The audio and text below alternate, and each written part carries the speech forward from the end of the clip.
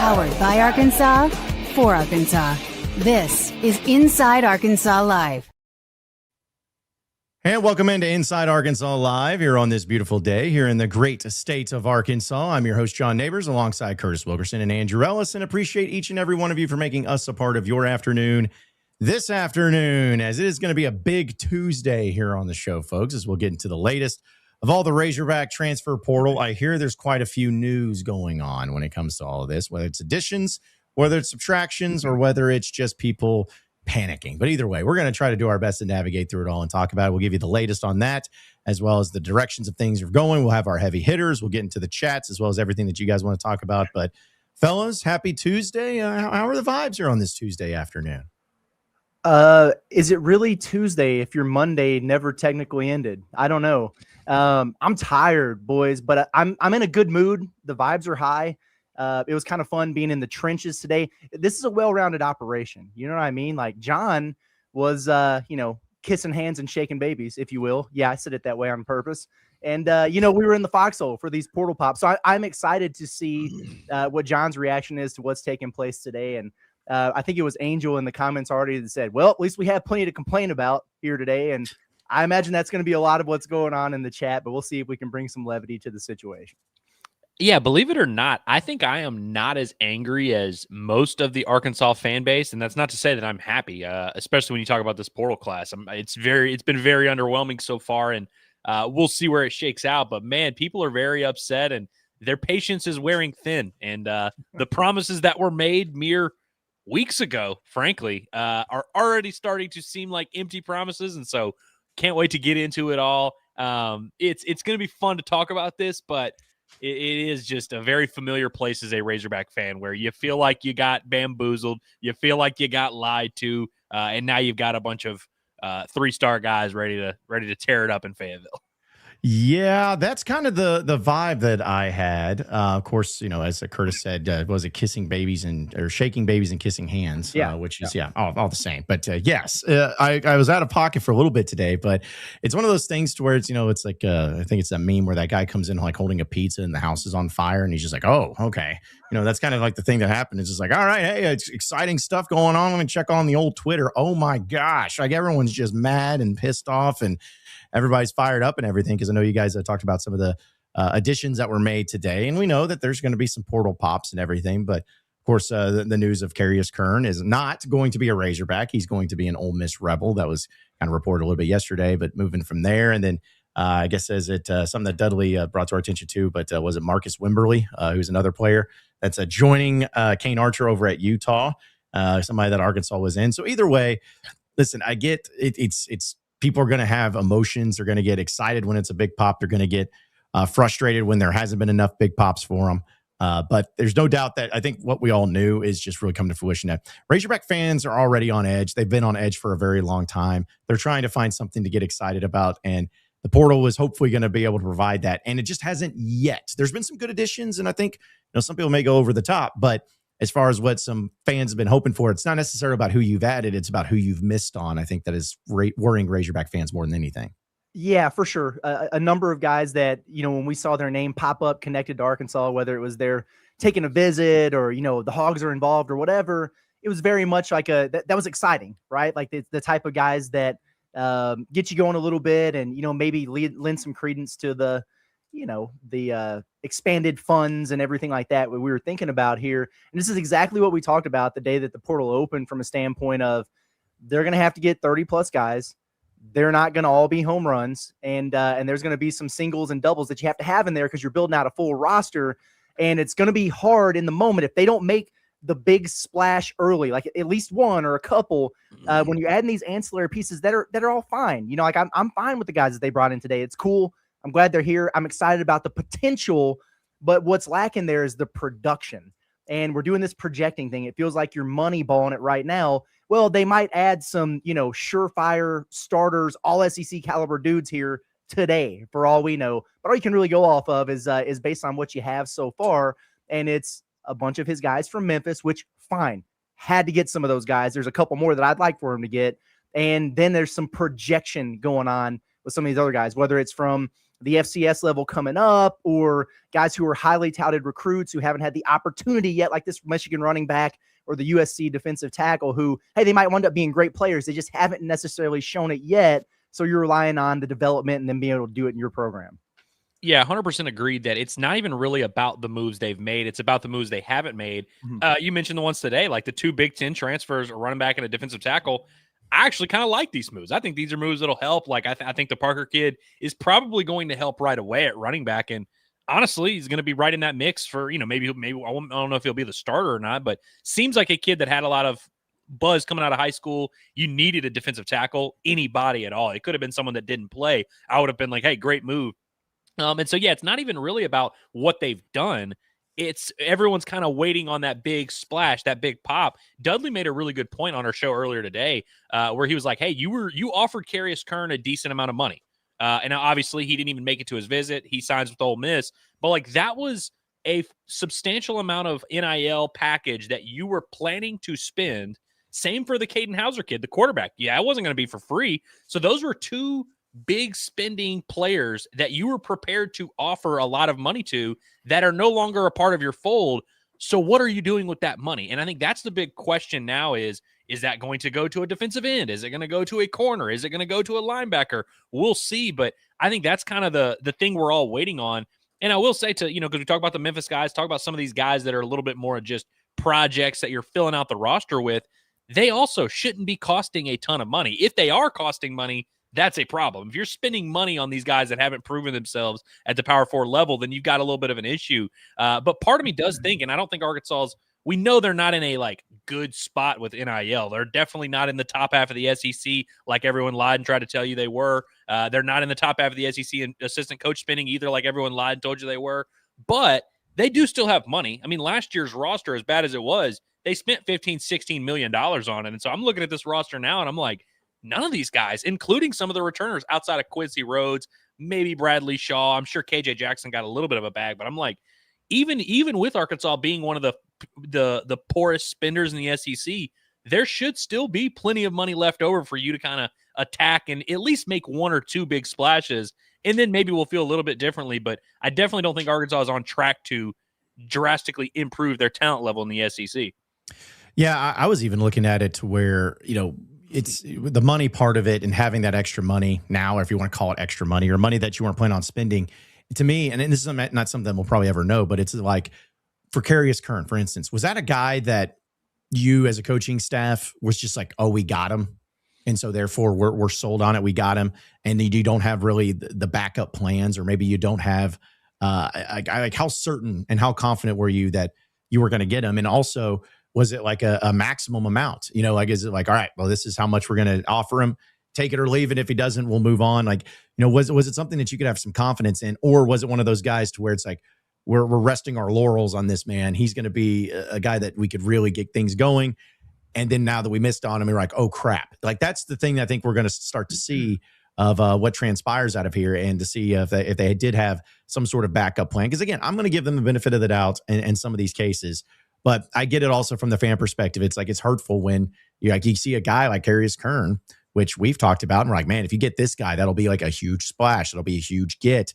And, maybe I'm also looking at it differently, but the fact that you lost him to Ole Miss, not even Lane Kiffin, you lost him to Ole Miss this time again. Like, you've already lost players, but then he was like, you lose him to Kiffin.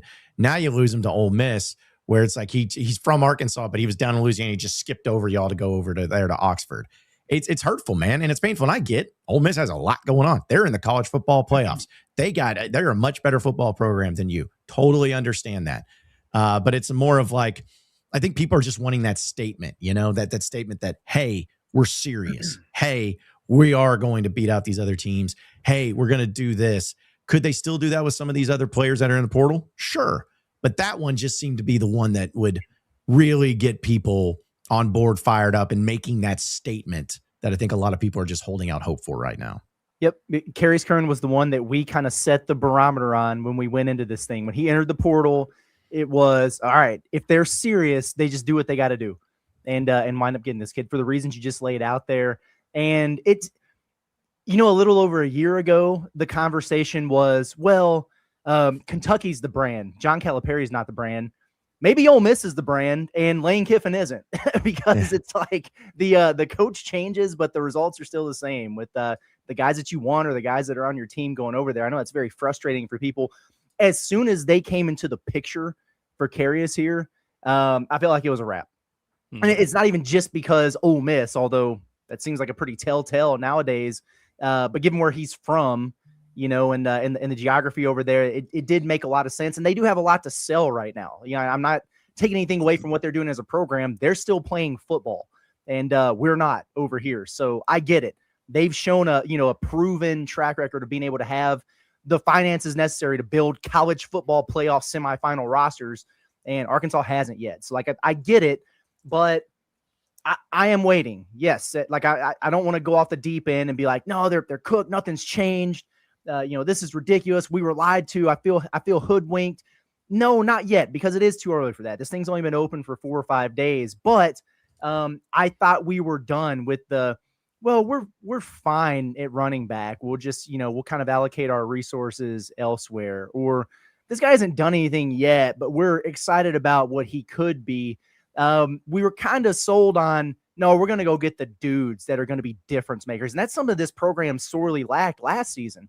We thought that Taylon Green was going to be that difference maker. And in ways he was for a while, but not the type that's going to win you a bunch of games in the SEC, not the type that are going to get drafted early in the NFL, the type that you need to compete in this conference. And they have to go out and get some of those guys. They've got 15, 16 starters that need to be added to this roster. I'm still waiting for the first one. You know what I'm saying? So I'm good with the guys that they brought in here. Be on the 2 deep, play a role. You add depth to this program. You help Arkansas get better. But there's another tier and another level that this has to go to if we're going to be where we hope this program would be. Yeah, I mean, Quincy Rhodes is a guy that clearly, could have entered the draft. I think if he stays healthy and has a decent year, he's going to play football in the NFL. And he is he's one of those guys that you would describe as, you need this guy to compete in the SEC. Outside of him, maybe Bradley Shaw fits that criteria. Maybe Braylon Russell. You can start maybe picking some guys, but there's really, that's a very short list of guys who even have a chance to play in the NFL. And we know in the SEC, you have to have probably 5 or 6 legitimate draft picks on your team, and then probably a few other guys who are, future draft picks that might have a chance later. Right now, I don't think Arkansas has just that much NFL actual SEC talent on their roster right now. So I agree. Yeah, you do need a lot of these starters.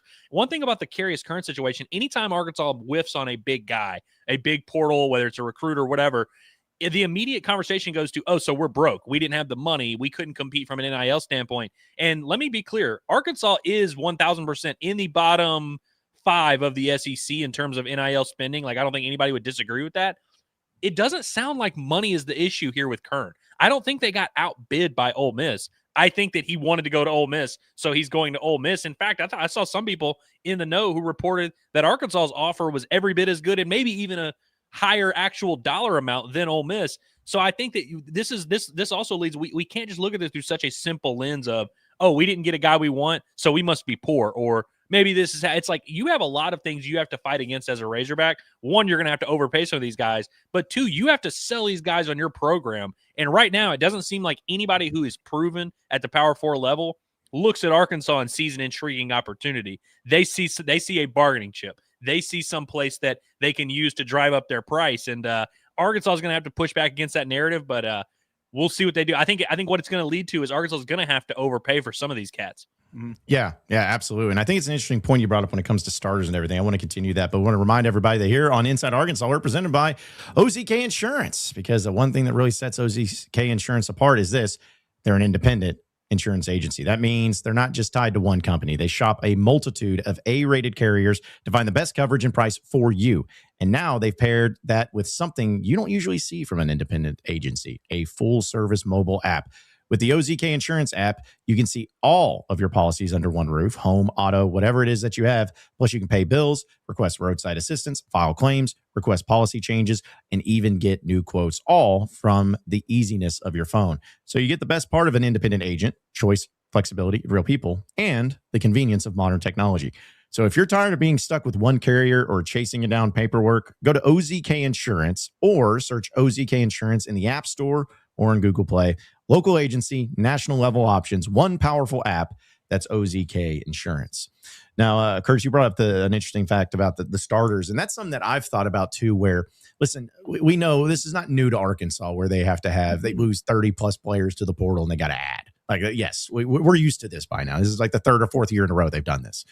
But this is where it's the interesting thing, and I was trying to remember, and maybe you guys can help me.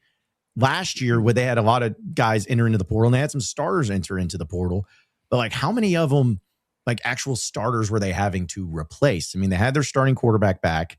I know that, the Carmona was coming back on the offensive line. You had Xavier Sori coming back. I'm sure. Steven Dix.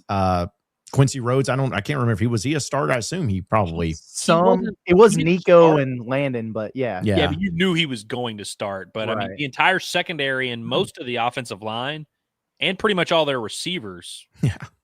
Yeah. So it's like they had a decent amount to do last year as well, which obviously they weren't able to do. Yeah. And the difference this time is you could even justify like some of those guys making the natural progression, like a Quincy Rhodes, for example. Like, well, he didn't start full time, but you kind of knew where that was trending. And it was also, and people hated this at the time because, when somebody would leave and we'd say something about it, it was, oh, we don't care. They're leaving 6-6. Well, now it's 2-10.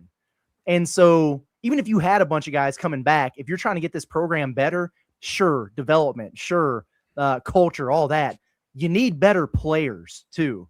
So it adds to the workload that you have to do there for sure. But yeah, it's there's certainly more that they've got to get accomplished here this year as opposed to last, in my opinion. And that's what is kind of my point, is that you, as bad as it was last year, where it felt like you were having an insane turnover. Because I remember thinking, I'm like, man, I don't know if I've ever seen this many new players. This year is even going to be crazier. And, I'm not saying that there's not more important things to players, because we know NIL, of course, is the main driving factor into most of this. We get that. But as well as getting to the next level. But it's almost like an enticing thing. It's like, hey, guys, if you come in here, you'll be able to start right away. That's almost like should be an enticing thing. To where there's other places you may look at, but hey, we're coming to you because you're going to be our starter. You're going to be our starting left tackle. You're going to be our starter defensive tackle. And, it's not something to where coaches can just say that to other players and whatnot. And then it's like, well, do they really mean it? It's like, no, the evidence is there. It's like, they don't have any players. Arkansas has no defensive linemen. It's like they'll come in and start right away. And so that's what I think is also just a fascinating thing with these guys and who they've added. Like you said, Curtis, are they bona fide starters? Are they guys where you're like, oh yeah, this guy for sure in the SEC is the guy? They could be, but it's kind of what we talked about. I know I'm going to do some of that, but I really don't want to sit here and keep trying to talk myself into the potential. I don't want to sit here and talking myself into possibly. I want to just be able to be like, hey, I saw this guy start last year at this team, and I see what from watching film or highlights or whatever, I know he can do something. I don't want to have to do that with the vast majority of these starters that Arkansas is going to have, where I got to base it on hope, projections, possibilities, maybes. It's going to be a tough sell, especially when you have to do it for so many players. Yes, and you just need the knowns on this roster. You know what I mean? Like the first year with the regime, you just need some things that you can count on. There's obviously going to be some projection involved. You're going to hit on some guys. They're going to be better than advertised. You're going to miss on some guys, and that could be problematic. So having the right amount of depth and options is all going to be really important. Coaching them up, that's all going to be really important. But, the other conversation that we've had in the past is like, how many of these guys for Arkansas would start for other competent SEC programs? And we don't get very far, down the list there. Need to be further along. This is not going to be like like Texas Tech, for example, went from getting their ass kicked against Arkansas in the Liberty Bowl to making the college football playoff. Why? Because they got a huge influx of cash and they were able to go buy that roster. Arkansas might improve their situation financially, but it ain't going to improve that much. It's not going to be an overnight thing. So you got to understand there's going to have to be incremental improvements here. But at the bare minimum, my expectation is to be able to look at this roster when it's all said and done and go, oh, this is definitely a better looking roster than what they had last year. And there's plenty of time. They're going to add 24 more guys. They very well may get there, but we're waiting on those impact additions, and I think that'll make everybody feel a little bit better. Yeah, Curtis, you mentioned that phrase, players that could start at other SEC schools. CJ Brown, I think, is a fringe one where he's a starter at Arkansas who is coming back. Mhm. I could make an argument that CJ Brown could start at some other SEC school. There'd be some he wouldn't, but there's some you can make an argument. Jaden Platt, I think, is a guy that could start at other SEC schools. Kobe Branham on the offensive line. That's someone that I think could start at other SEC schools. Maybe Bradley Shaw, who didn't even really start last year on a 2-10 Arkansas team. Maybe you can make that argument, but that's 4 guys. And there's nobody in the secondary that fits that criteria. Quincy Rhodes, obviously, on the defensive line. He very much fits that criteria. So that's 5 guys total. And that's the entire roster. And then think about the transfer class that they have so far, which is far from finished. We understand that. But how many of those guys that they picked up would start at other SEC schools? Maybe 1 or 2. Maybe one of the Memphis kids, maybe Sutton Smith would play at another SEC school. Maybe the Breland kid would get some action. But it's like even most of these guys that they're adding are not adding to this total of guys that are legitimate SEC starters. And so, I get having the stance of, hey, it's too early to panic, because it is too early to panic. Mm-hmm. You're 100% right. Like, we're gonna have to wait and see this thing, how this thing plays out. But if you're currently doing the thing where you're like, well, we just gotta wait and see, we don't know. No, we do kind of know. Like, do you really think they're going to land 16 SEC starters in the next 7 days? That seems like a lot. It'd be cool if they did. Yes. Yes. And that's where I'm at too, where it's like, I want it to happen. We all want it to happen, but it's about the trajectory. And, we use the term Moneyball because of the movie and all that. But just like the tortoise and the hare story, just because it's a story and it's a feel-good movie does not mean it's always going to come true. Because because it worked out for the Athletics with Brad Pitt and Jonah Hill, doesn't mean like, well, we can do the same thing and we're going to have the feel good story and they'll make a movie after us one day. No, that's not how this works. Like you can't just inspire the confidence and the energy if that's the approach you're taking. Now, have they come out and said that they're moneyballing it? No, but that's the thing where it's about the direction that you're going. It's kind of like in an early basketball season or a baseball season. If you have a tough loss or a bad loss early, or maybe a couple, does that mean, oh, team sucks, screwed, all of that? No, but if it happens for a good bit, it's going to start just worrying you about the trajectory of where it's going.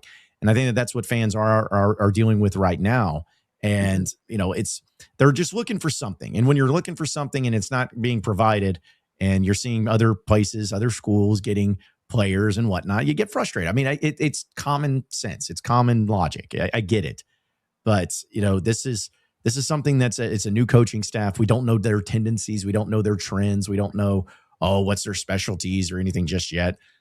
We just have to wait and see. But I'm just trying to, it's like each day that goes by, guys, I guess it's just more difficult for me to be like, yeah, this is okay. This is still be good. It's just and it sounds stupid because it's not the biggest deal in the world, but man, just give us something. Give the fans just one player that just pops, and you're like, yes, wow, this is great. Let's go. But these players may be fine. It's just everybody's uneasy and uncomfortable right now. Is all it is. They're just uncomfortable. Well, look, I see people bringing up Indiana, and they're like, well, Indiana doesn't have all this talent. Yes, they do. They literally have the number 1 overall pick playing quarterback for them. They're going to have like 10 guys drafted this year. Now, to y'all's point, though, Cignetti clearly identifies guys, develops them, and gets them to Indiana. But for anyone bringing up Indiana, what traits do Arkansas and Indiana share as a program right now? There's red. Really not many, other than the fact that their recruiting class a couple years ago sucked. That's the only comparison you can make. But Cignetti is a guy that's won everywhere he's been. That's a little bit different. They're in the Big Ten competing against different schools. That's a little bit different. Indiana has also made a huge financial commitment to their coaching staff. Has not happened at Arkansas. They've made a huge financial commitment in the NIL department, which is how you get a Fernando Mendoza, who is a legitimate starter at Cal. They bring in guys that start at Power 4 schools, find diamonds in the rough from that group, and bring them to Indiana. Arkansas finds diamonds in the rough from literal D2 schools and FCS schools and Group of 5 schools and guys who are not playing at Power 4 schools. That is completely different from what Curt Cignetti is doing in Indiana. They're going to have 10 guys drafted this year. Wait till the draft comes around when you're sitting here saying Indiana doesn't have any talent. Yes, they do. They have the number 1 overall pick playing quarterback for them. What are you talking about?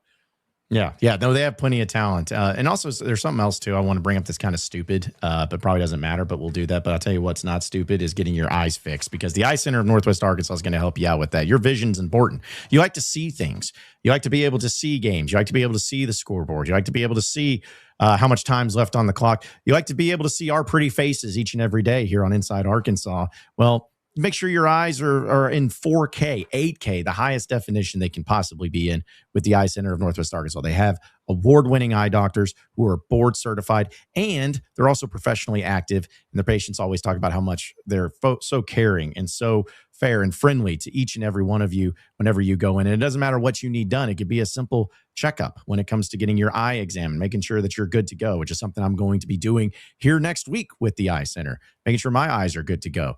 You could have that done. You could have cataract surgery done, refractive surgery if you're struggling with your readers. They also do the Botox, the filler, the IPL, because they have an aesthetics provider in Olivia Rich. So no matter what it is when it comes to your vision, the Eye Center in Northwest Arkansas is going to have you covered. So get to seeing clearly of all things in all walks of life by scheduling an appointment with the Eye Center of Northwest Arkansas today at 479-442-2020.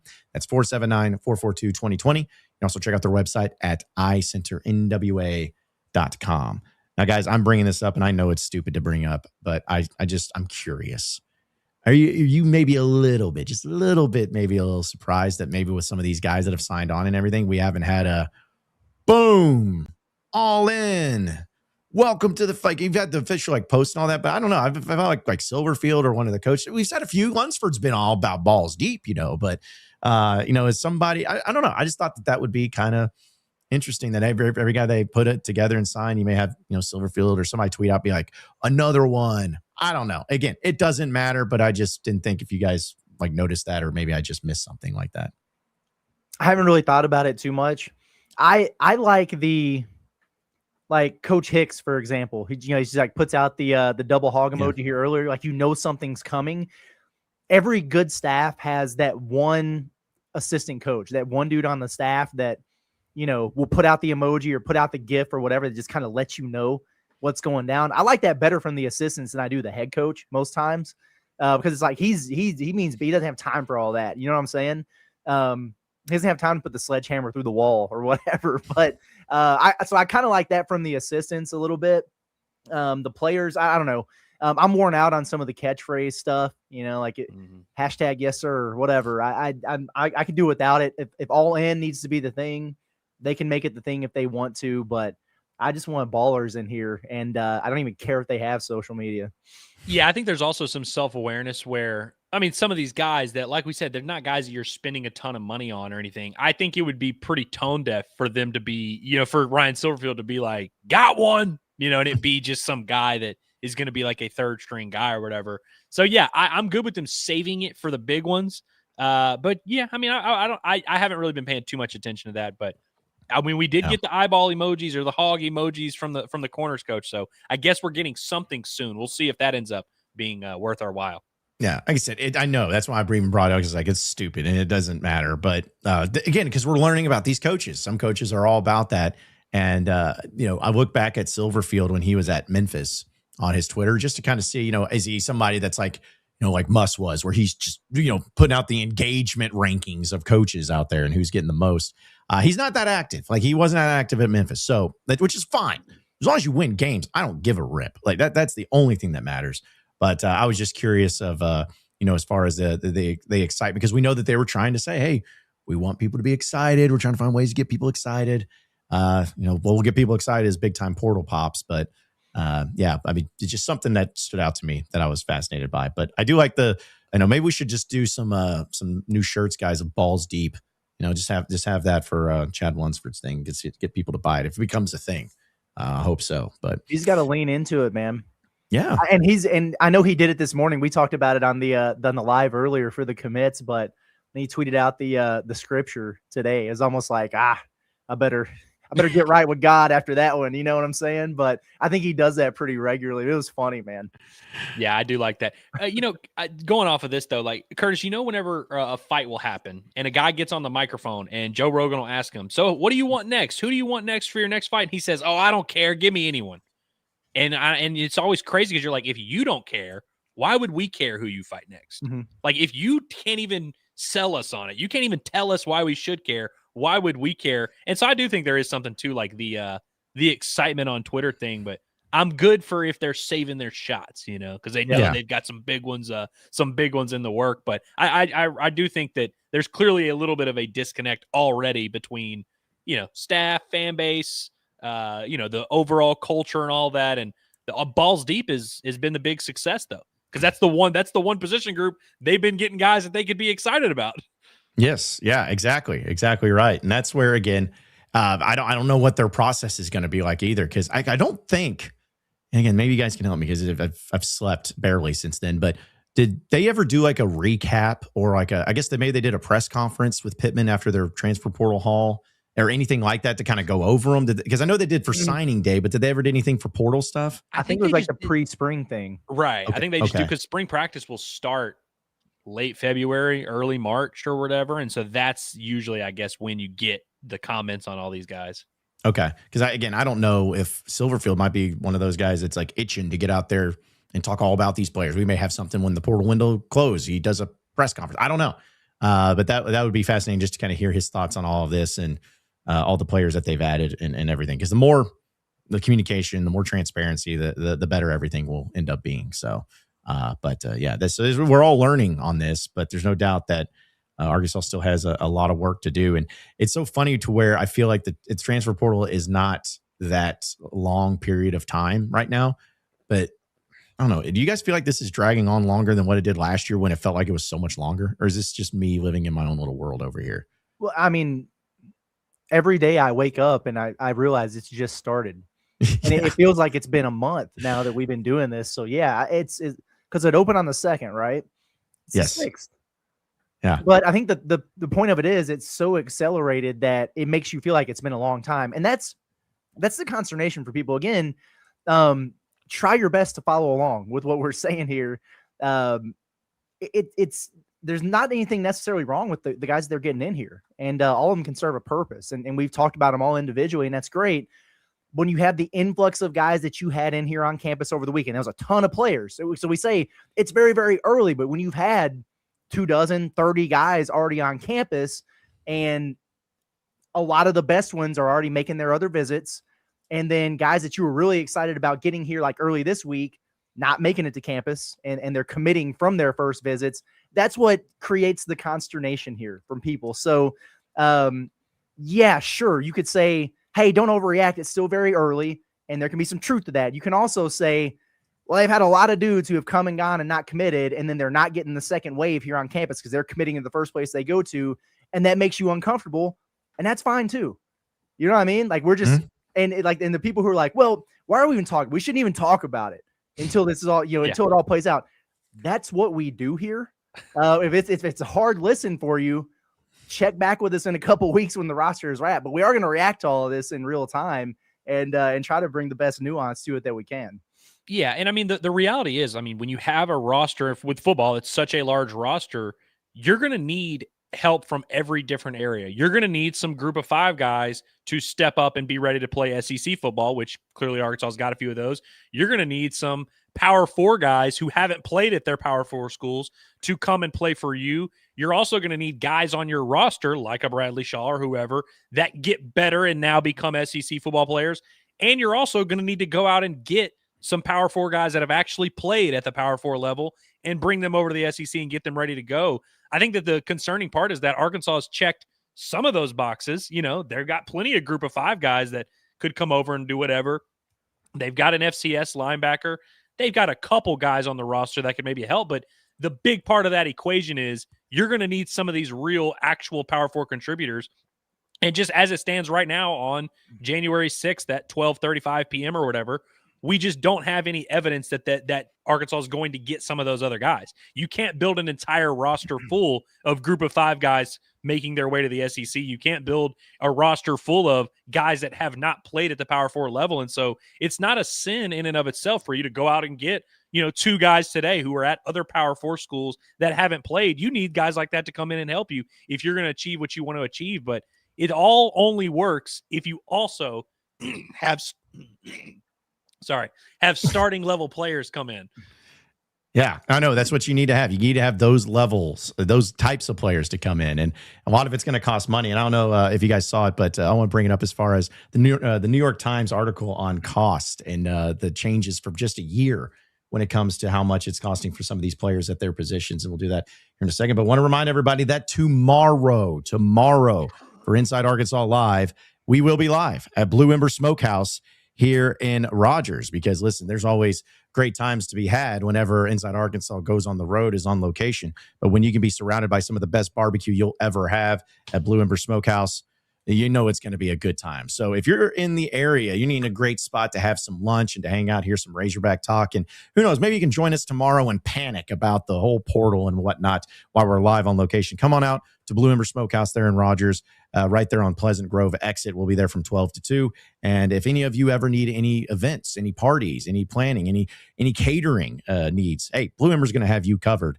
No matter what it is. You can have one of their rooms that they have, private rooms that they have at their locations to rent out if you want it that way. Or if you need it catered, just give them a call at one of their 6 locations here in the state of Arkansas. It doesn't matter if it's Fort Smith, Jonesboro, Texarkana, Little Rock, Hot Springs, or even Rogers. All their phone numbers right there on the screen or in the description below. And they're going to take care of all of your catering and barbecue needs. So come on out and see us and hang out with us tomorrow at noon at Blue Ember Smokehouse in Rogers. Really looking forward to being out there on location with Blue Ember Smokehouse. So guys, this was, I thought it was pretty fascinating because, everyone's talking about money and like how much is what, how much is this, how much is that. And the New York Times came out with a pretty fascinating thing, and I'll pull it up right here. As far as position groups go, it says, according to the New York Times, here's the cost of doing business in the portal this year from what it was a year ago. Now, take it for what it is, but there's a lot of research and everything. Quarterback has gone from $1 million to $4 million. $600,000 to $1.3 million for an offensive tackle. A running back has jumped up $400,000 to $900,000. Wide receiver $500,000 to $1 million, and so on and so forth, as you can all read there. First off, what do you guys make of the jumps? Assuming that these numbers and all this research is done is being true, what do you make of that? Is there anything that really stands out to you? Am I reading this wrong, or is that giving like a range of like, hey, if you're going to get a quarterback this year, it's going to cost you anywhere from $1 to $4 million? Right. Okay, so that may actually be it now that I'm thinking about it, because that was one thing I was confused by. I was like, man, that made a big jump. So yes, let's go with that. Because that's like, I was reading the article and I was like, okay, I don't really know why this is making this big jump. So you just made my mind blown, because now I can understand. So thank you, Andrew. Yes, I believe that's what it's more about, the range, not about the jump. So, but either way, what do you make of this? And do you feel like a lot of these numbers are pretty fair, comparatively speaking, to the other positions? Well, that revenue share, for NIL, we went 4-20 to 9-4. We all know that was bull crap.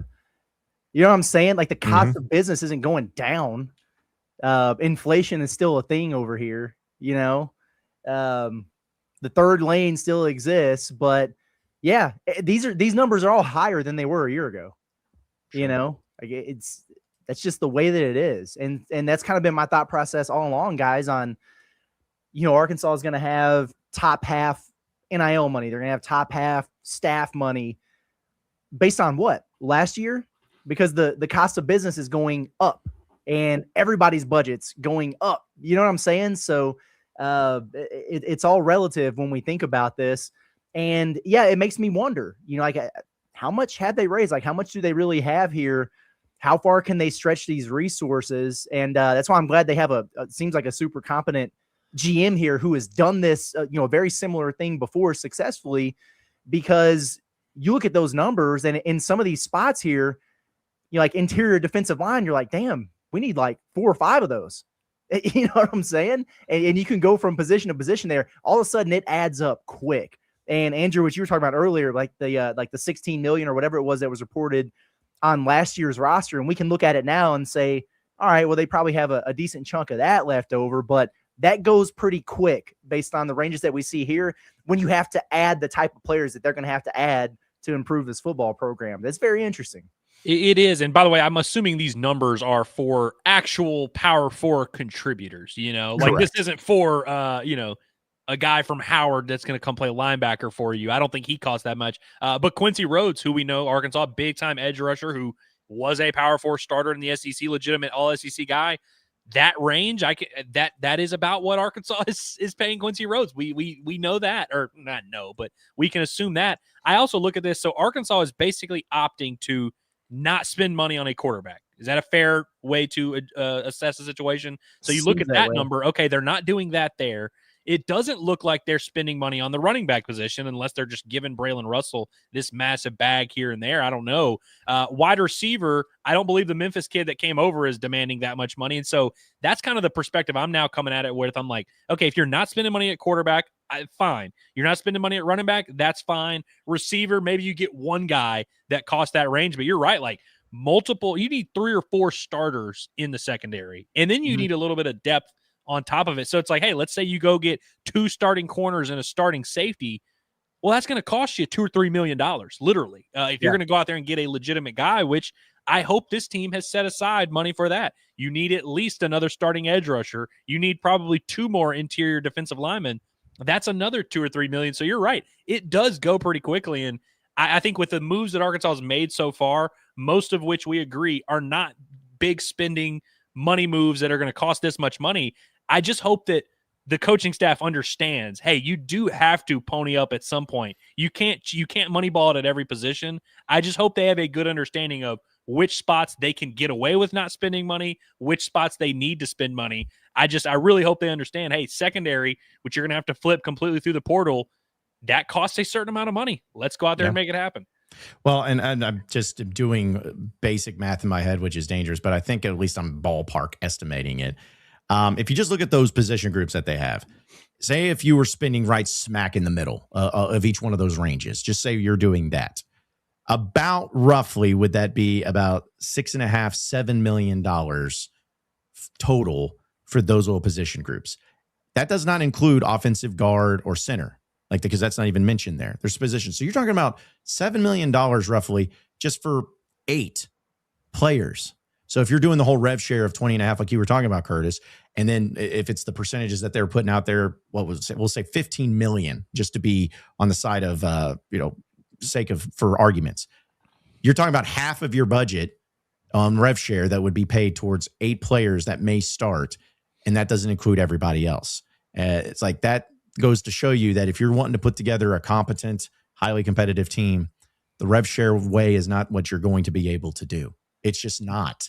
And it's obvious that it's not. Everyone knew that it was obvious, but that's what is kind of the scary thing about it is, if you're Arkansas's budget and what probably would look like is Arkansas is going to pay as far as the ranges go, the very bottom range of all of that, the math doesn't even then check out to where they're going to be able to afford all of it. So anyways, I just thought it's very fascinating when you start to hear and start to see numbers like this and to give everybody an idea of truly what it'll cost to have a high-level SEC program and why there is concern for Arkansas and why there is concern for Razorback football, to where if they're truly only relying on rev share, you're gonna end up with what you got. And so anyways, I thought it was just interesting to see it from the perspective of I want to know who's the offensive tackle that got 1.3 million. Is it we got Carius Kern out here? He's going to get 1.3 million, something like that, maybe.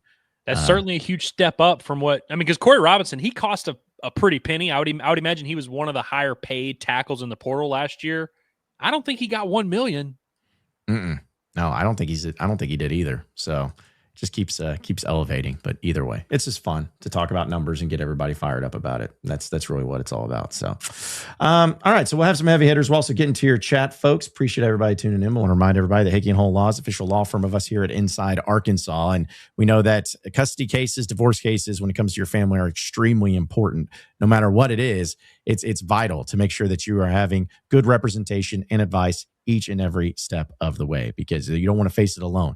You don't want to have to deal with all of the little details that you could miss out on and could make a huge difference when it comes to your case. You need to have the professionals, the best in the business, to handle it, no matter if it's divorce and custody cases, but also criminal cases, civil litigation, personal injury, estate planning. You need it. They will do it at Hickey Hull Law. And you can do a simple thing by calling them today to be able to have them start representing you and give you advice that you need by calling them at 479 434-2414. That's 479-434-2414.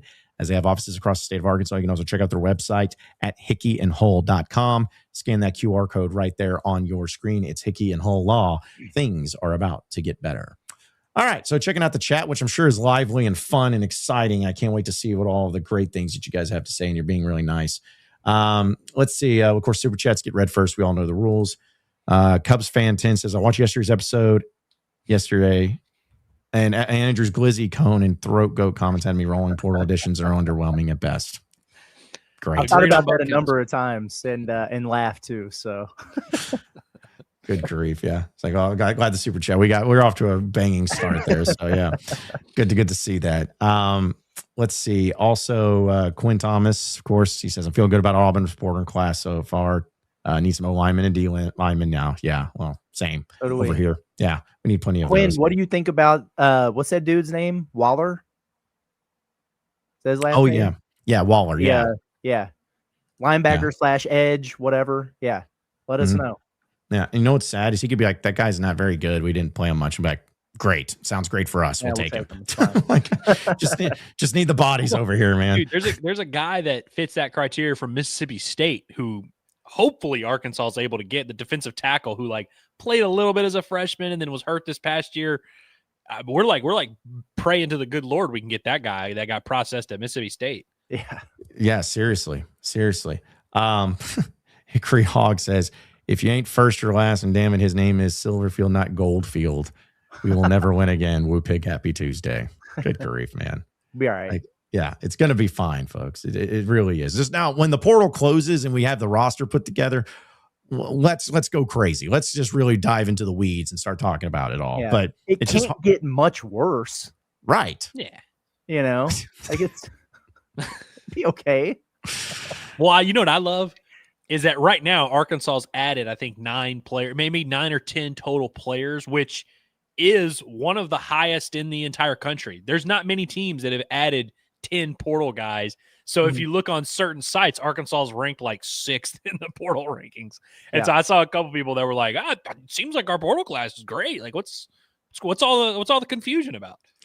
Well, if you look at the On3 transfer portal index, which I always find pretty fascinating when it comes to the players that transferred out, who's coming in and all that, Arkansas has an index score of 2, and they're 17th in the country right now. So according to the index score. And they just, what's funny is that they were 14th, like literally 5 minutes ago, and they dropped. So it's pretty up to date. They stay on top of it. But either way, if you need to look at that, Indiana's still leading the way, followed by Texas Tech and Ole Miss and Oklahoma. So, just teams that you've been seeing a lot of fun things happening for them. But yeah, we'll see where it all ends up. And they also have the adjusted NIL value, which is always pretty fascinating too, and everything. But what's crazy about this, guys, Arkansas has had 26 guys transfer out, I believe is the number. Did you guys see Oklahoma State and how many they had transfer out of their program? 50. Oof. 50 players. Now I get it. I know there's a lot, but I was like, I thought Arkansas had a ton. 50 players that are just bounced out. That's craziness. Let's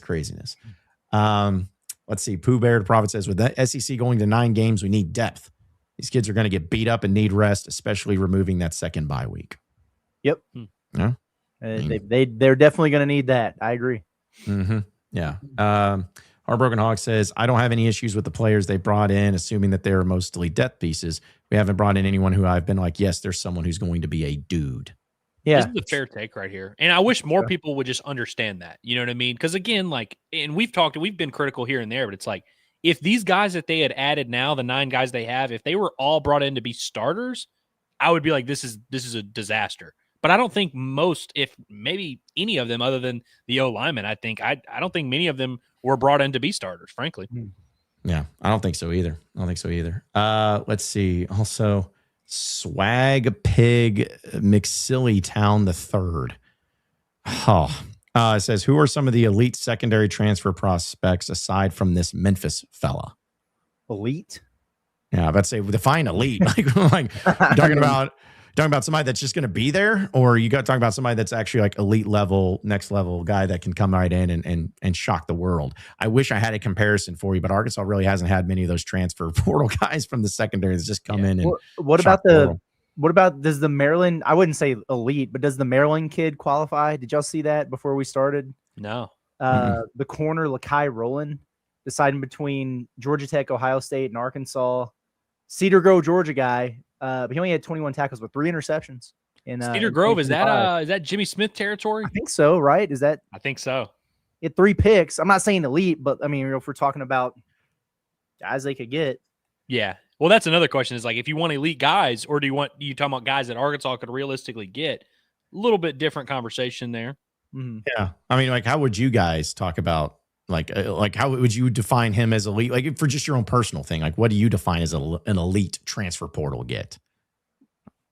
I mean, I don't know. There's not many of these guys. I know Auburn had a pretty good corner that entered the portal that I feel like was like a starter for them. And I think he's one of the higher rated corners, but like, it's kind of crazy. And, you know, Ian Jafar, you remember when he entered the portal and everyone started freaking out? They're like, he's the 5th ranked tackle in the portal. And it's like, yeah, that's how this thing works, dude. There's not many players that are actually playing at a Power 4 school and starting and having success that decide they want to leave. Mm-hmm. Yeah, which, by the way, I just looked up the Lakai Rowland, the Maryland cornerback. According to On3, he is the 91st cornerback in the transfer portal. So I don't know if I would 91st in the portal. He had 3 picks last season. On threes, man, like they're grading. Yeah, they're grading them tough. Stats don't matter to them when it comes to all that. But yeah, so, you know, I wouldn't consider that elite, but, you know, hey, listen, having experience, especially coming from the Big Ten, which I know people are like, but the Big Ten's been a really good conference. You know, that's worth something there. And he's only a sophomore, so you at least have maybe a couple years with him if that was going to be the case. So, shout out to those band geeks. Do I have to hit the sounder? I guess I have to do that. Make sure I get it right. So celebrate, kill again, celebrate, kill all again. right, there you go. Appreciate it. Those bands. Says, loving the show as always. Make sure to like and subscribe. It's free and amazing content. You're already watching, so why not help out where you can? Like it. Good point. Yeah, it's a very good point. We love those band geeks. I agree with that. Let's see. Shane Ben Brooks says, Curtis, do you watch all the SEC basketball games or just the highlight hashtag Inside Arkansas SEC Live? Do I sound like a guy that talks about it without watching it? Just curious. Of course I watch, man. I watch damn near all of them. Now, did I sit and watch the entire Texas A&M and LSU game on Saturday? Nope. That one I watched the extended highlights. But the good games, oh yeah. I'm tapped in. Tapped in. Especially now that we're doing this show. You know what I mean? We're not gonna start a show and you know, so what's up? Not watch the teams, you know what I mean? But it's time consuming for sure. But I got a lot of time on my hands late at night, like 2-3 o'clock in the morning. You know what I mean? Like we kind of finish what we're doing and, you know, finally get the little man off to sleep for a while and you're trying to wind down. That's when I get really locked into the games and stuff. But I'm looking forward to watching the games tonight. I'll have them on. I hope Wes, you know, cooperates a little bit, but he kind of enjoys watching basketball. He gets a little overstimulated. He was locked in. Michelle told me we were obviously at the game, but Arkansas, Tennessee, he was super engaged. A couple of weeks ago, I turned on Vanderbilt and Memphis, and he fell asleep in like 30 seconds. Bored. It wasn't for him.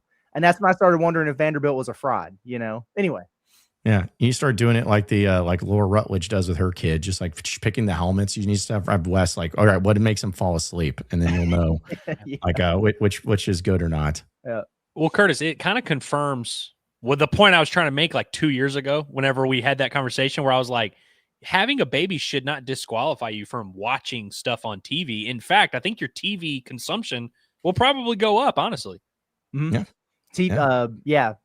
My TV consumption, and we, you know, like early on, you want to like limit or, you know, the screen time, whatever. Sure. But my listening capacity, oh yeah, like a podcast and everything, we've definitely been listening to a lot of that. He loves Josh Pate. He tolerates Parrish and Norlander. Shockingly, not a fan of the Field of 68. You know, weird. Yeah, and again, who is? Yeah. You know, it's also like this from Paddlefish, because I'm sure he's talking about, hey, Curtis, have you considered Starlink? Because you also like to battle with your internet issues too at night. I've considered plugging in my toaster and taking a bath with it, but no, I haven't considered Starlink. For anybody who watched the Palace this morning, it was a little bit different of a show. I was I was venting to John late at night, but so I wound up just being like, all right, I gotta get this done. And so I was like, I'm just going to record on my phone. It'll be fine. It's iPhone 17, whatever. And just upload it and then it'll be good. Information will be out there. It'll be on time because I don't know when the internet's going to fire back up. So I had my notes, got set up and everything. And I was like on my last 5 minutes of the show and I just see my router go from red to white. And then my Twitter was up on my screen. Yeah, I see it updating and rolling through the new comments. And I was like, dang, should I stop and re-record the whole thing? No, I'm not going to do that actually, but it was a wild night. I can't catch a break here. I live on, it's like Area 51 or so. It's crazy over here. I just don't understand. Yeah.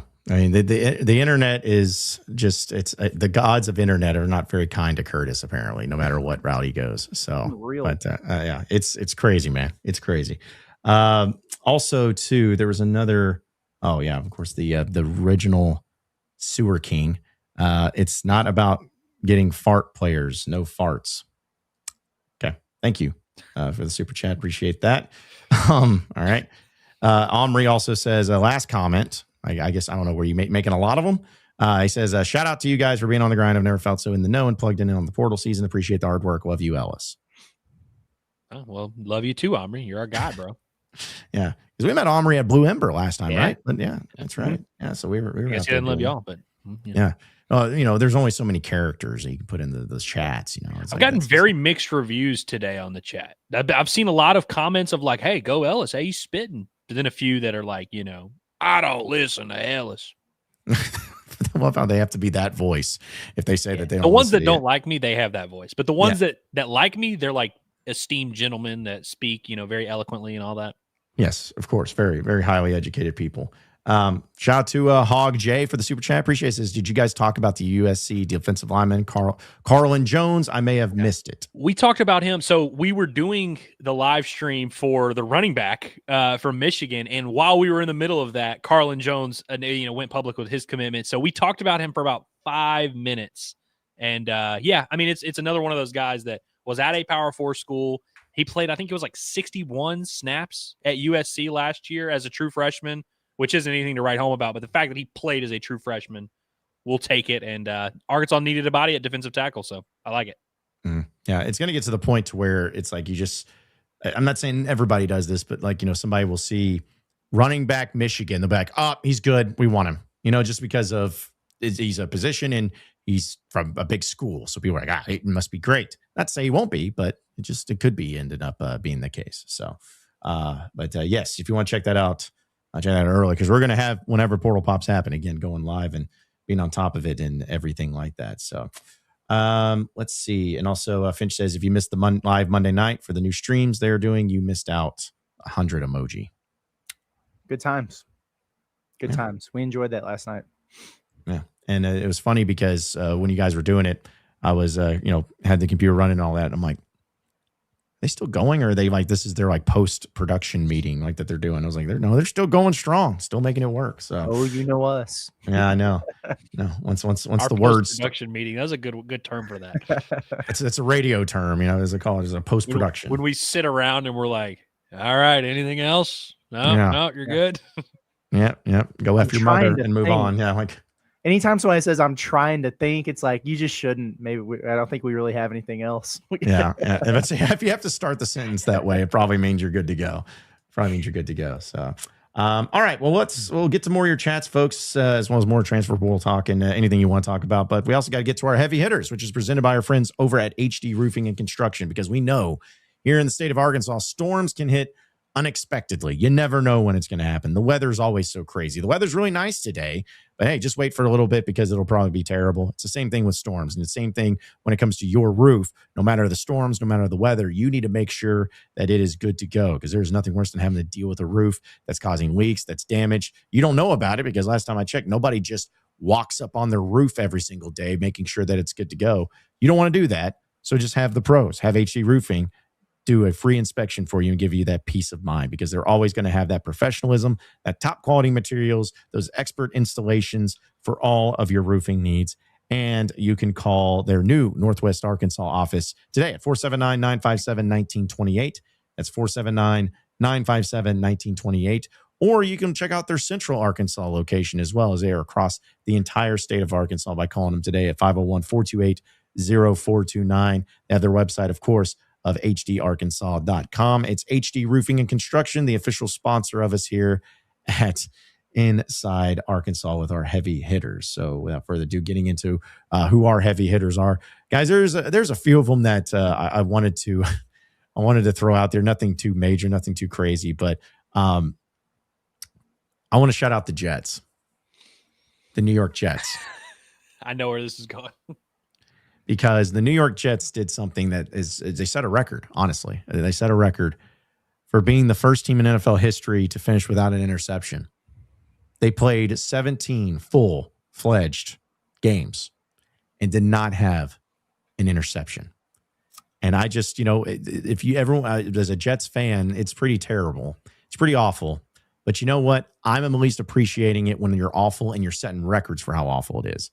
And it just seems like it's an impossible thing. Since 1933, it has never had a team go a full season without an interception, and the Jets were the first one. So my heavy hitters are the Jets for just setting records for something that I felt like was impossible. They found a way. They're my heavy hitters, and glad the season's over, and can't wait to see them draft a player that's not going to be any good until he leaves the Jets, and then he ends up becoming great. So either way, just got to give a shout out to them, and setting records right and left. Really impressive stuff. Yeah, that's a tough one, man. Dude, I don't think that record's ever going to get broken, frankly. Probably not. Because the last year, 1933 or whatever, I was looking at it. It was only like a few hundred passes that they had thrown against them the entire year, to where it was like, oh yeah, of course they didn't give them an interception. I thought it was like 34 touchdowns, no picks, or something like that. It was like quarterbacks against the Jets had like a historically like MVP level season. I really don't think that's ever going to happen again in the NFL unless there's a lockout or something. Yeah, I don't think so either. But yeah, that's got to be my heavy hitter for today. I like it. Did y'all see Tom Izzo yesterday? Yes. All right. Yes. This was really weird. Now, first of all, they beat the brakes off of Muss and USC, which they're down bad right now. They've got some injuries and stuff. I think he's got a good team, but he doesn't have enough depth there with the injuries. But there was a former Michigan State player who was there, Paul Davis, and he got tossed from the stands. He was like yelling at the officials, like this weird deal.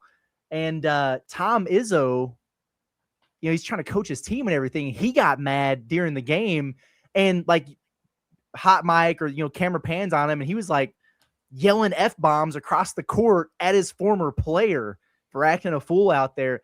The whole situation was crazy, but Izzo went viral a couple times last night because him and that the Jackson Kohler dude, his post player, they were like yelling at each other on the sidelines. And I'm like, dang, this is getting really heated. And then Izzo just started cracking up laughing. It was just like the weirdest thing. And then everything was fine. The kid goes back to the bench and was like, all right, that was an interesting moment. And then he's screaming across the court at one of his former guys who's getting tossed out at one of their own games by an official. Wild deal, man. But shout out to Izzo. He's still got some pep in his step there for sure. Yeah, I like that. I like that a lot. Is it my turn now for heavy hitter? Is that how this works? Yeah, we do rotate. Yes. Well, since you went with your pro team, John, I'm going to go with my pro team. I got to go Kevin Durant. I hope OKC Hog is not listening today because he's not going to appreciate this. But shout out to Kevin Durant for hitting a cool game winner last night. Hitting a game-winning shot as time expires is cool at any level, no matter what. But to do it against the team that kind of forced him out, and he had a quote after the game. I don't have it in front of me, but where he was basically like, that was the first time in his career he felt like an organization that he played for didn't want him. He felt like they tried to scapegoat him. And so it felt pretty good to hit a game winner. He had like 26 points in the game. The Rockets didn't even play that well. Didn't have our guy Sengun, but get the job done against the Suns, who have actually not been that bad this year. Shout out to our guy Scotty Borderline. But wanted to give a shout out to Kevin Durant, who is just one of the cooler athletes of this generation. I know everybody hated him when he went to Golden State. I hated him as well, but I feel like he's fun to watch on the court. He's fun to follow on Twitter, and I appreciate Kevin Durant, especially now that he's a member of the Houston Rockets. Yeah, no, that's a great one too. And I meant to also bring this up. I was waiting for the picture to download. That's kind of why I went with my secondary one. But this one, because I'm always respectful of people who are above and beyond going and being creative and forward thinking. Shout out to Texas Tech because they know what they're doing. This is Times Square in New York City. Wow. They bought let's be honest, who bought it? The Live Sports Management. No, this is who it's from. But either way, they had in Times Square saying, "Welcome to Lubbock Brendan Sorsby, who is Wow. their new quarterback that they have. And I don't know. I'm sure that there's somewhere I could look it up of how much money this cost. But that's when you know you're just living right, when you can just throw away the money of being like, not only did we pay this guy a ton of money to come here, we're paying a ton of money to go up into a city that's nowhere even remotely close to our campus or university. And we're going to say, hey, when you come here, you can have your picture put up in Times Square in New York City. Just incredible stuff. And I'm jealous of Texas Tech that they get to do cool stuff like this. Yeah, that's wild. John, you might need to marry into the Campbell family. Maybe we can get a billboard in Times Square, you know? Need to find out, do they have any eligible bachelorettes Gotta out be there? You don't get that rich and not have a bunch of kids running around. So, you know. Yeah, families like that are designed for men like you to just marry in and get a fake job that pays you a ton of money. Like it's a hierarchy that we can get behind for sure. Mhm. I think this is cool. Did y'all see Mahomes called him? They had Mahomes call him and be like, Oh, "Hey, really? come on, you need to be a Yeah. Texas Tech see Red that. That's Raider." cool. Which honestly, the first thing I thought about when I saw that was like, poor Dylan Raiola, who was just sitting there in the transfer portal, and I don't know where he's going to end up at. I don't know if he's connected anywhere, but like he had to be like kicking his feet, being like, "Man, this sucks." That like there's a transfer portal quarterback that Mahomes recruited, and it's not me. Hey, I bet instead of getting upset about it, Raiola just probably called him next. He called Sorsby. Hey, man. Just want to let you know you need to be a Red Raider guy. I can see it. That's the stuff like I am jealous because I love stuff like that. I think that's the cool. It's why you're seeing Texas Tech be in the playoffs, stuff like forward thinking nature of like, and it sounds so simple, but obviously it'd be nice if Arkansas had a Patrick Mahomes in the NFL type of player. Like you have that's big, but man, it just, you got to be able to use all of the different attributes you can have. And if it's a former NFL player, or current NFL player, or that's why I was making the jokes, like get John Calipari in on every single recruiting visit you possibly can. Just whatever it takes, dude. Just use all of the things that you have at your disposal to try to get recruits and be forward thinking and be cool. Because you know what? It may seem stupid to have or stupid waste of money to put it up a big billboard or whatever in Times Square. But you know what? Everyone's talking about it and it's cool. And that's going to really resonate with some people. So I just like it. And I'm going to keep talking about it because maybe I can inspire people here in the state There we go. to make that happen. It's not going to. Is it weird? And I know I've said this 1,000 times, but is it weird that the year that it seems like the price of the quarterback has gone up is a year where I don't think any of the portal quarterbacks are like generational talents? You know what I mean? Like this year, I've seen all these numbers of like 4 or 5 million, and it's like I feel like there's not like a Caleb Williams, Spencer Rattler type of guy that it's like, oh yeah, you should go all in on these guys. Like, hey, it's interesting. I'm sure Sorsby's going to be fine. I'm sure Levitt will be fine, but it is weird that the price of these quarterbacks has gotten so high in a year where it's kind of a down year for quarterbacks. Yeah, well, it's like you think about last year, wasn't Nussmeier like the number one quarterback, or at least one of the top quarterbacks coming into the season at least? And then we saw what happened. It's like, I think that there's a certain level where it's like, you know what, we're not going to pay so much for one of them. But I'm with you. It's like, it's just not to that level, at least not to that level where I'm like, oh man, if one team gets one of these quarterbacks. But there's also a lot of cases where you go, I'm using Caton Hausner as an example, but a quarterback like that from, the non-power 4 that maybe, hey, this guy's a great get. He just needs to be on a really good team. And then if he joins a really good team, I don't know if Illinois is that, but if he joins a really good team, then suddenly it really just elevates his game and he can take some significant steps there too. So, but either way, I just find it so funny how the portal has gone and with the money and the spending and everything, but yet there's still just like the most random things out there, like quarterbacks that end up going from small schools to big schools 10, 15, 20 years ago would have been like, that guy sucks. He's not going to be any good. And then now it's like, oh, he can actually come in and win you a championship. Yeah. Like a Trinidad Chambliss is out here just doing crazy stuff, like just wild behavior. Also, I know we talked about it yesterday real quick. Darius Acuff winning all those awards for the week and everything. I did not realize that he has done this 4 times in a row, winning SEC Freshman of the Week. Yeah. And there's only been 4 other players that have done that in SEC, and all 4 of them were coached by John Calipari. But I was curious. People are mad about it. Yeah. Oh, Shout out to Ty Washington, by the way, for being on that list. Unreal, bro. He's kind of like the odd man out where you're like, oh yeah, all these great Calipari guards, Ty Washington. He would have never come to my mind if I was having to guess the names of those players. But yeah. And so I was curious, like, and maybe there was something out there. Has anybody done it 5? I'm sure there's been 5 times in a row, right? That someone's gotten SEC Freshman of the Week. Oh, I don't know. Like, so I'd be curious We'll if find out. I'm about to say, yeah.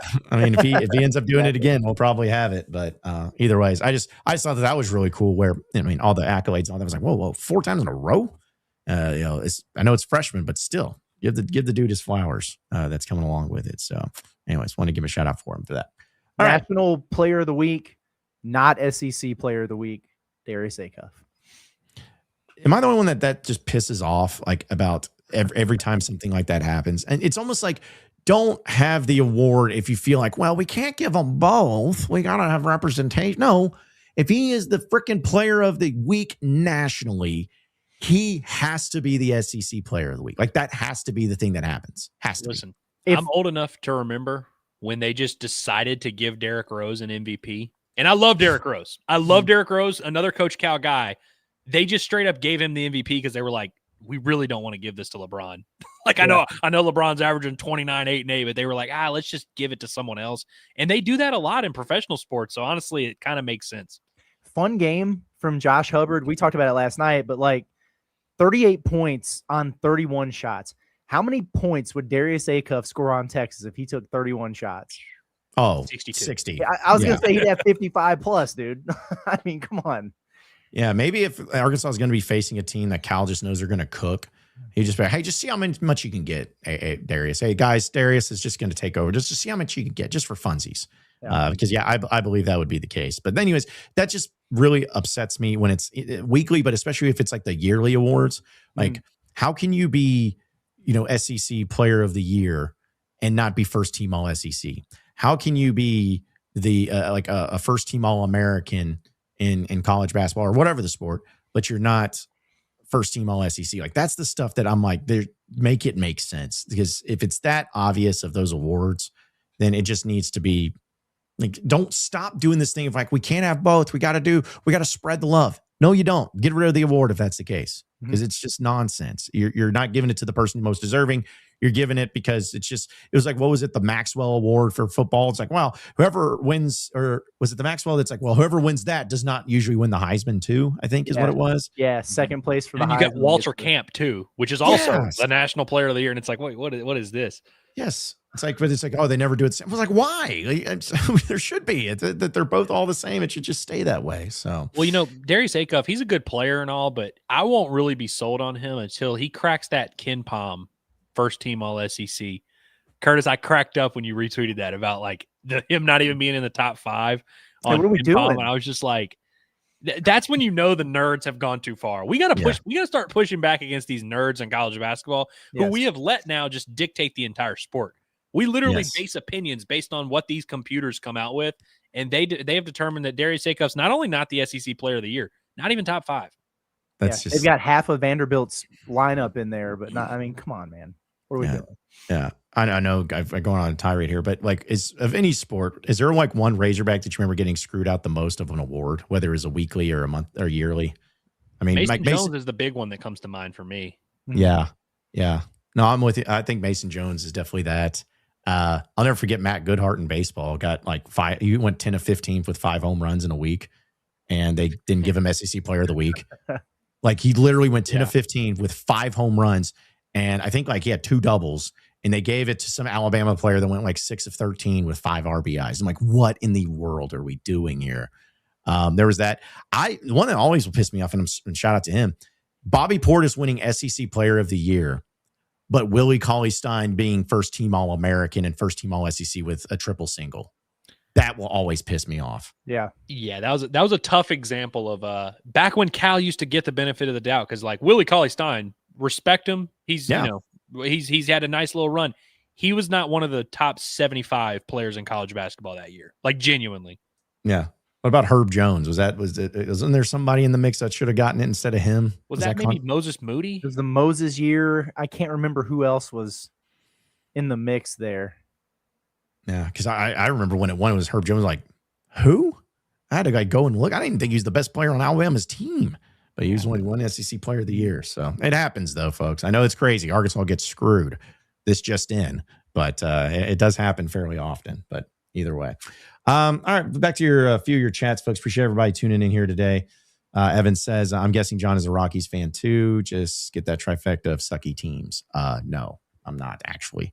I'm inclined. I'm like a baseball team fan because I would feel like that's an insult to fans, but no, just a Jets. I mean, I like the Celtics in the NBA. I don't follow them as much, but they're winners, kind of. Yeah, they're kind of winners sometimes.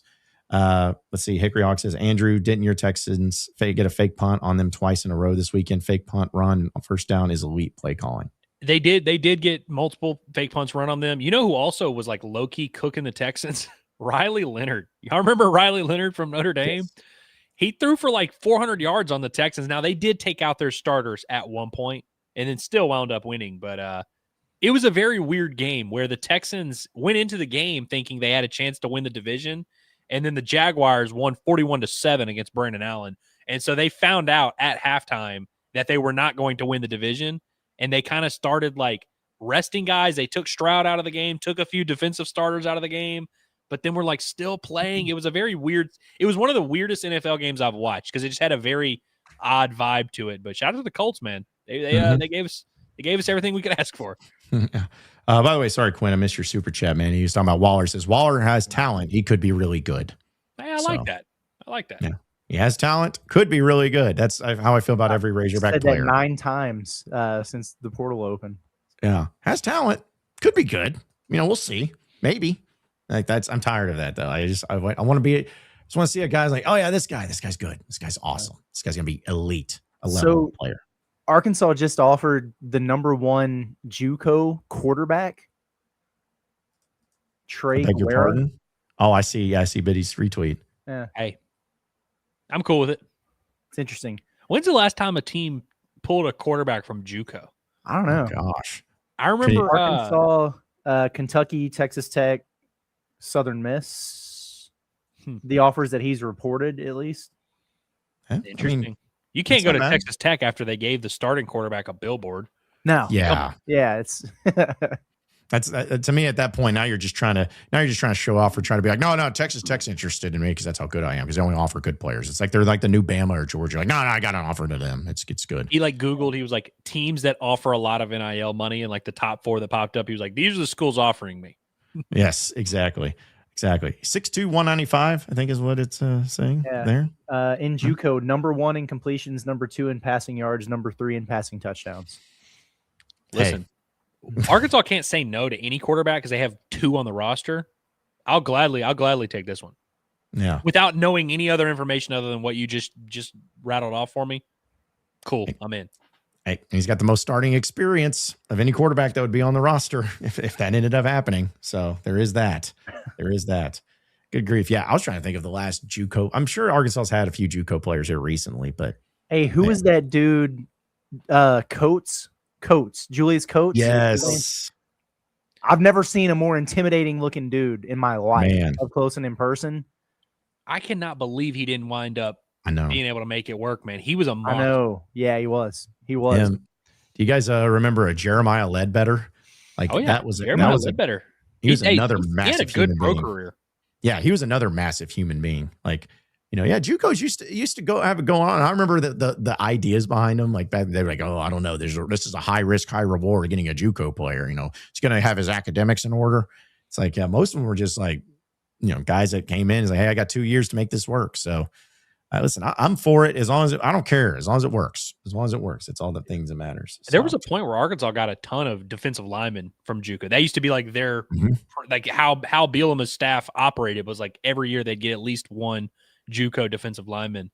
And listen, when you have a quarterback, going back to the quarterback thing, when you have a quarterback from the D2 ranks that literally is in the semifinals of the playoff right now, I don't think we are in any position to be scoffing at anything. No. They had one guy that was committed that was on Last Chance U because I think it was like the first season, but then he like decommitted. But on the Last Chance U had said he's like, oh, he's an Arkansas guy. He's coming here. He's a D lineman. I don't remember who it was. Emmett Gooden was his name. Emmett Gooden. You're right. Yeah, I remember that. I don't know if he ever added up to anything. I think he ended up going like Tennessee or something. But shout out to Rakeem the Dream Boyd, another great JUCO.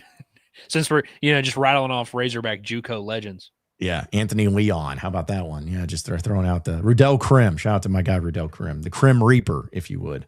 Let's see. Okay, a few more chats here, folks. Finch just says Scotty is so missed, man. Was lucky enough to catch him after a game last season. Great guy, even if he doesn't know how to talk into a microphone. If you know, you know. Yeah, love Scotty. Yep. We got to see Scotty at a basketball game not too long ago, like 2 weeks ago. I guess it was the Louisville game. Yeah, that's right, Louisville. Yeah. Shout out to old Scotty. Prepare to Profit put up Arkansas fans put up a billboard, but it was to fire Pittman. I can dream for a New York Times billboard plastering our QB one day, can't I? Yeah. Who this might have been one of your best contributions to the chat, man. That was good. Rare Pooh Bear dub, honestly. But no, we also put up a billboard for an offensive lineman that wound up not coming. Yeah. Where's he ended up, by the way? Does he gone anywhere? Bear McCorder. I remember he was Michigan forever, but I feel like I think he got out of his letter of intent with Michigan, and so I don't know about that after that. Okay, well, I'm surprised we haven't heard be like, hey, let's go offer that kid. He's not going anywhere. He's not doing anything. It's like, well, he's probably not going to be happening here. So, either way, yeah, I'm trying to remember where he went. It's going to drive me nuts. But he was a guy, that put up that billboard. Was it on I-49, right? Right, saying Auburn. Yeah. Auburn. Yep, it is Auburn. Yep.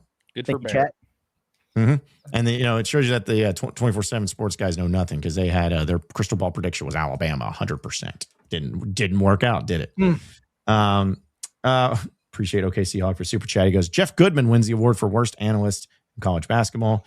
What is y'all's theory on why ACUF is disrespected on mock drafts? Makes zero sense. Well, there was some preconceived notion about ACUF coming in.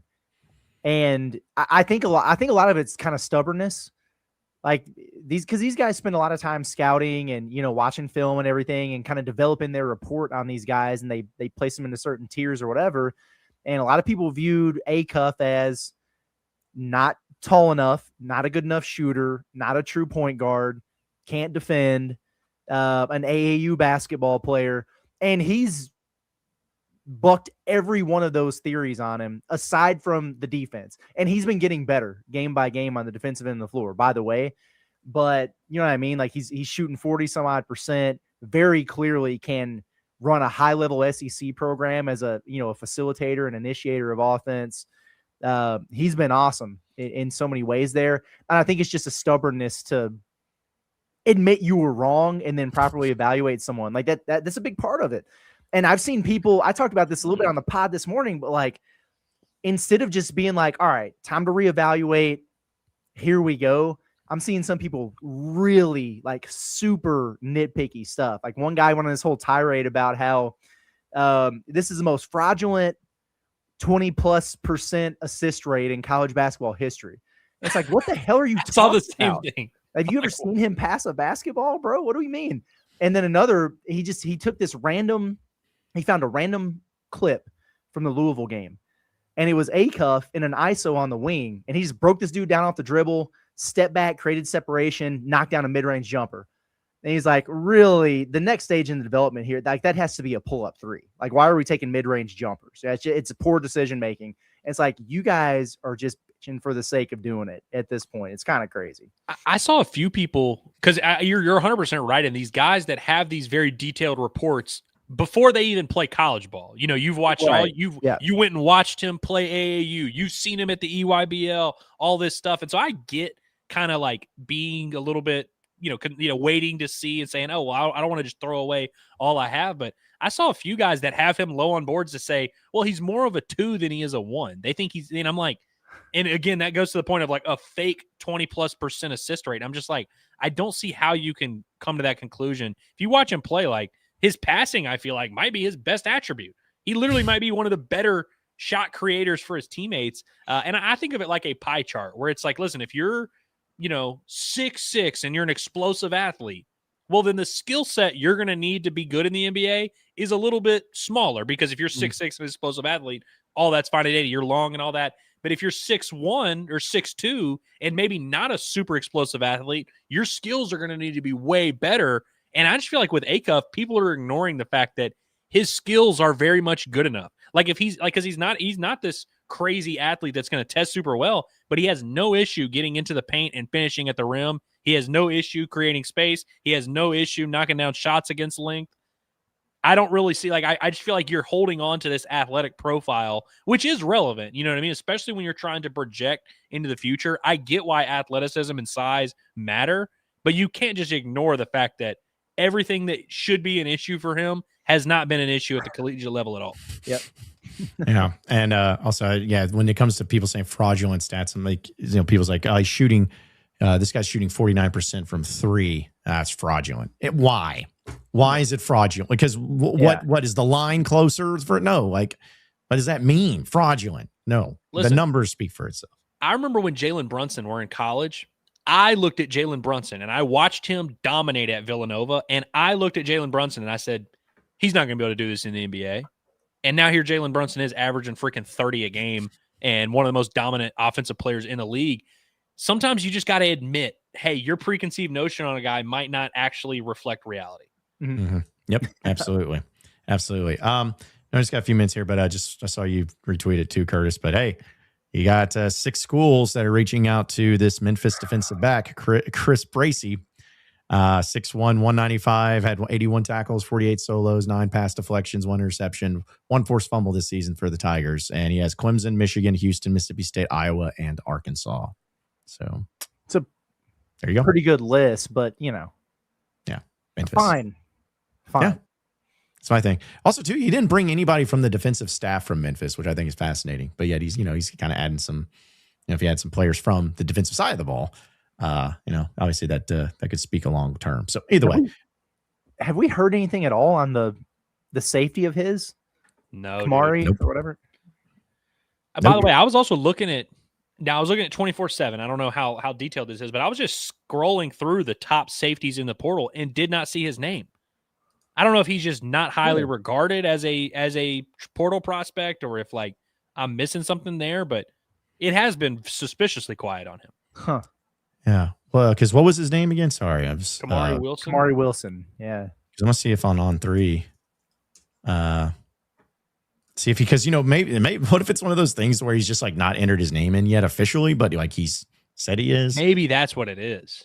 Okay, well, okay. So here he is on 3. He's in the transfer portal. Number 31st safety in the transfer portal. But yeah, that's pretty much it. Like, 30 safeties ranked over him.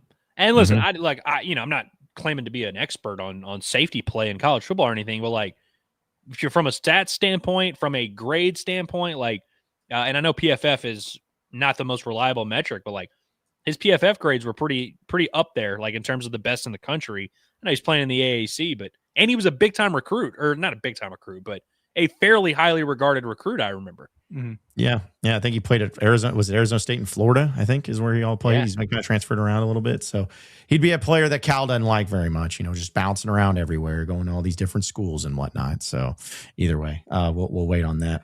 A few more chats real quick because we got some members that are shouting us out like, "Hey, everybody!" From James Kennedy, who's been a member for a month. Appreciate you. What's up, James?